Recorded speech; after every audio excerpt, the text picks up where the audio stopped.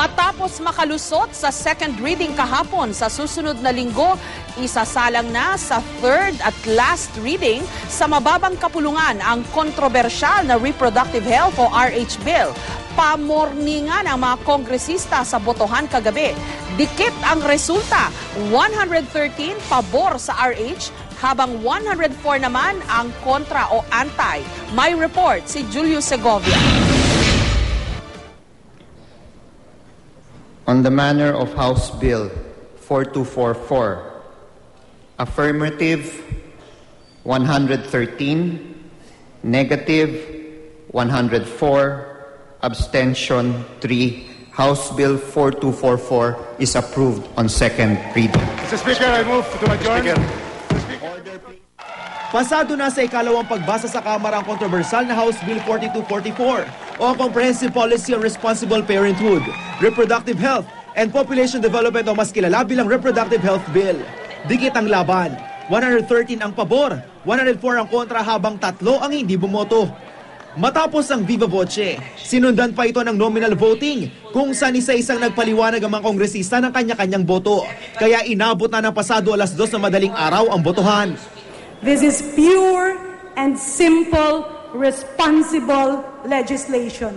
Immoral po bang hangarin natin ang malusog na katawan ni nanay at ang magandang kinabukasan ni baby? I vote yes, Mr. Speaker. This bill directly assaults the Catholic Church. Ang ilang pro-RH, hindi raw ininda maski pa ang kanila mismong asawa ay kontra sa panukala. Ang mga taga-autonomous region in Muslim Mindanao, paborin daw sa RH Bill. In the 5 provinces of the autonomous region in Muslim Mindanao, the result favored the enactment of RH Bill. Para sa kababaihan, para sa kabataan, yes to RH Bill. Si Sarangani Representative Manny Pacquiao na kahapoy kararating lang galing Amerika, humabol pa sa botohan. What happened in Vegas strengthened my already firm belief of the sanctity of life. Ang nangyari sa Las Vegas ay lalong nagpaigting sa aking paniniwala na ang buhay ay sagrado. Kung dapat o hindi na ang nilalang ay mabuhay sa mundo o hindi kailangan dapat ilagay sa kamay ng kanyang kapwa-tao. Tanging ang Diyos ang may karapatan dito. Kaya Manny Pacquiao is pro-life. Manny Pacquiao is votes no to House Bill number 4244.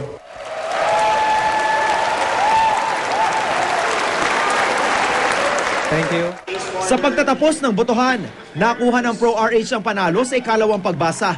Nagdiwang ang mga taga-suporta ng panukala na matyagang naghintay sa gallery.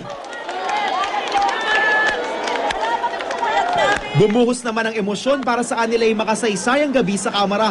May nagyakapan, napaluha sa sobrang tuwa. Nagbigayan din sila ng mga puting rosas. Maging ang pro-RH sa labas ng Batasang Pambansa Complex, nagbunyi. Sinasabing 14 na taon ang hinintay bago maipasa sa second reading ang RH Bill. Dismayado naman ang mga anti-RH sa loob ng plenary hall. Hindi raw konsensya ang ginamit ng mga kongresista ng bumoto kundi ang kumpas di umano ng palasyo. It was the cabinet members who intervened. They were all here.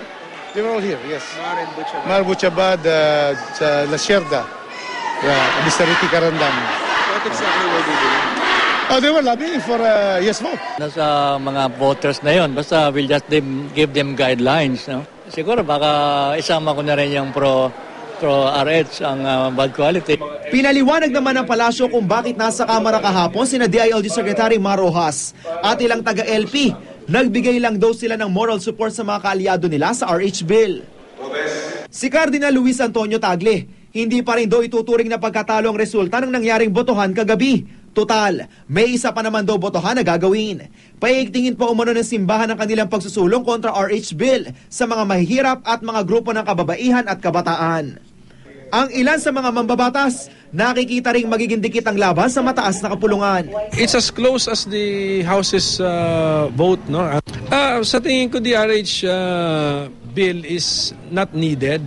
Lahat ng gusto ma-achieve doon is it can be administratively done. More or less siguro ako ako, tansya ko yung mga senador, more or less, for 90%, alam na nila yung gagawin nila.